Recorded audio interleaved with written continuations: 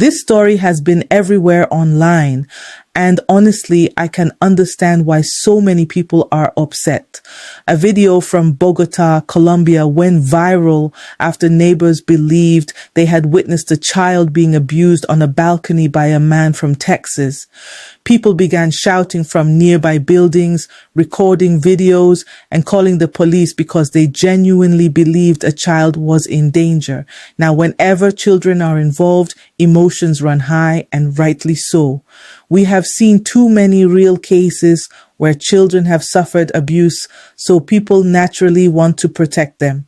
After seeing all the discussion online, I decided to look into it myself. I have searched for the videos people are talking about, and personally, I have not seen any video that clearly shows the man abusing the child. I can understand why people became concerned, but from what I have seen, I cannot say that I have seen clear evidence proving what many people are claiming online. According to reports, police attended the scene and later found 3 children inside the apartment, along with a woman. Authorities said the children were in the process of being adopted. The children were examined and interviewed, and investigators later stated that they found no evidence of sexual abuse.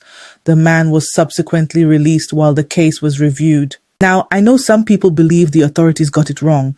Others believe money or influence may have played a role. But at this moment, there is no evidence publicly available that proves that. We do not know whether this man is wealthy, powerful, or connected. We simply do not know. What we do know is that if someone is innocent, we should be very careful about rushing to judgment before all the facts are known.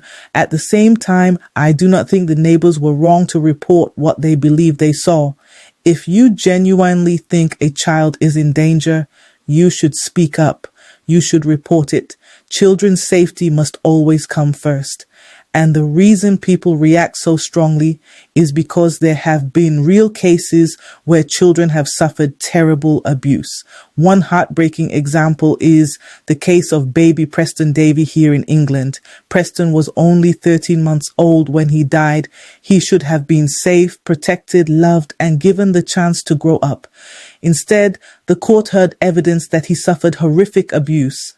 The people entrusted with caring for him were later convicted after a jury heard the evidence presented in court. What makes that case even more heartbreaking is that there were opportunities for professionals to see Preston. He was taken to hospital several times, and there were visits from social workers. Yet somehow this little boy continued to suffer. 2 men have been convicted over the death of a 13-month-old boy they were trying to adopt. Preston Davy died at Blackpool Victoria Hospital in July 2023. Schoolteacher Jamie Varley was found guilty of murder and other charges including sexual assault and taking indecent photos of Preston. His partner, John McGowan-Fazakli, was found guilty of allowing the death of a child, cruelty and sexual assault. They'll be sentenced on Thursday. Our reporter Zoe Muldoon has more. But 13-month-old Preston Davy was murdered by Varley, the man who should have done everything to protect him. The former schoolteacher, along with his partner, subjected the defenceless baby to a campaign of abuse. The circumstances in which poor Preston Davy found himself over that 4-month reign of terror is truly horrific. Preston, described as a beautiful, happy baby, was taken into care by Oldham Council after his birth in June 2022 and was placed with foster parents until he was 9 months old. He was adopted by Jamie Varley, seen here on the left, and John McGowan-Fazakli, and started living at their home in Blackpool in April 2023. In the next 4 months, Preston was taken to Blackpool Victoria Hospital 3 times. The first visit was referred to hospital safeguarding.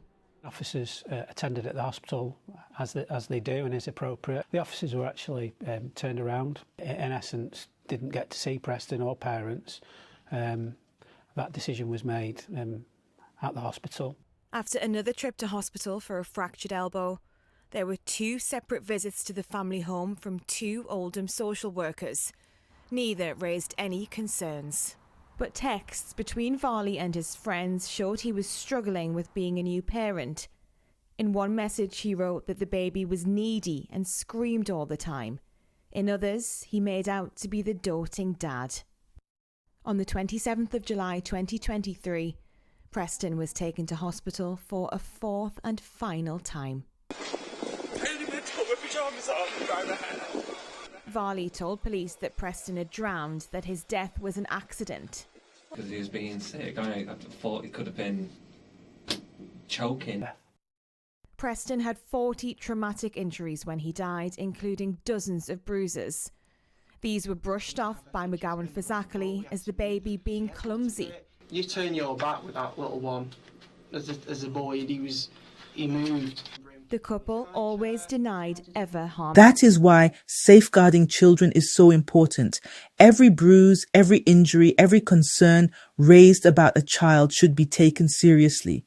When children are too young to speak for themselves, adults have a responsibility to notice when something is wrong. For me, the lesson from both of these stories is simple. If you see something that concerns you, report it. If you believe a child may be in danger, speak up.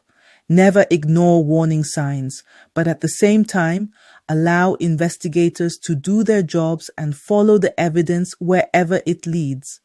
We can protect children without rushing to conclusions.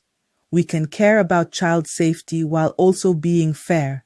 Every child deserves to grow up in a safe, loving, and protective environment. My heart goes out to every child who has suffered abuse, neglect, or harm. They deserve to be safe, they deserve to be protected, and they deserve to be loved. This video is shared for awareness and child protection purposes.